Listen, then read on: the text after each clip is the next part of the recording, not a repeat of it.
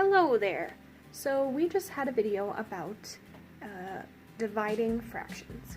And this video also is about dividing fractions, but it goes with lesson 8.8 in your book. Because once we figured out how to divide regular fractions, right, with a numerator and a denominator, sometimes we might have other numbers that we need to divide, like a mixed fraction or a whole number. So what do we do then?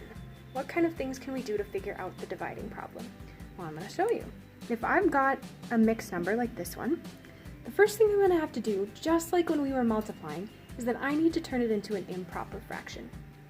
And to do that, I'm going to have to multiply the denominator by the whole number, and then I add the numerator. So 4 times 1 is 4. 4 plus 3 is 7. 7 is my numerator, and I keep the denominator the same, 7/4. Okay, then what do? We're not going to worry about the sign in the middle there. What do I do about a whole number? Well, just like when we were multiplying, if you've got a whole number, to make it into a fraction, you keep the whole number as the numerator, and the denominator is always 1. 6/1. Okay, so now let's follow our dividing rules, which is either keep, change, or flippin' times. So let's do keep, change for this one. I'm going to keep this one exactly the way it is.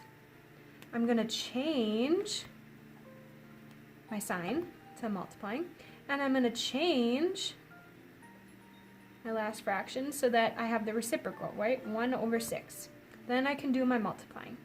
So if I've got numbers on either side, I could look at them and say, can I reduce these by looking across the way at the numbers that are on the opposite side there? And we really can't do anything with 1 and 4 because there isn't another greatest common factor in there.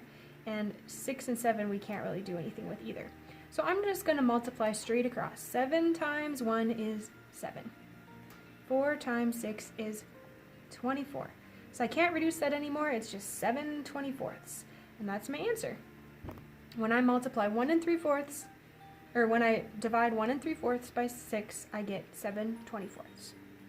So let's try one other one, so we can practice this a little more.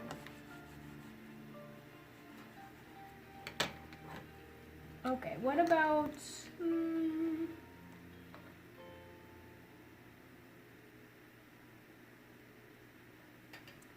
1½ divided by 1/6.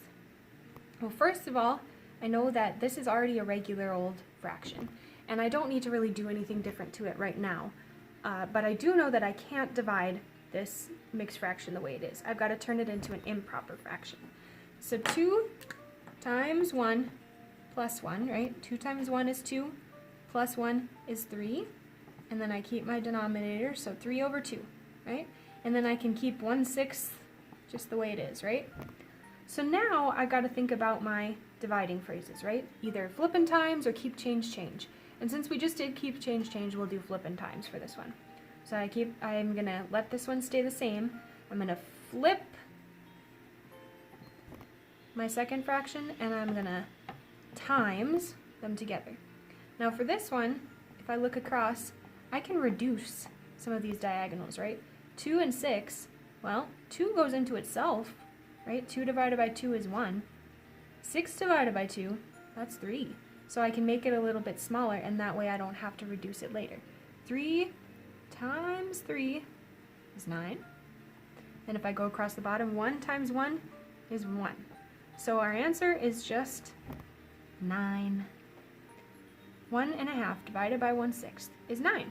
So we're still following those same dividing rules, keep, change, or flippin' times, but we also have to remember if we've got a mixed number or if we've got a whole number, we've got to put those into a form that we can use a little bit easier, just like when we are multiplying.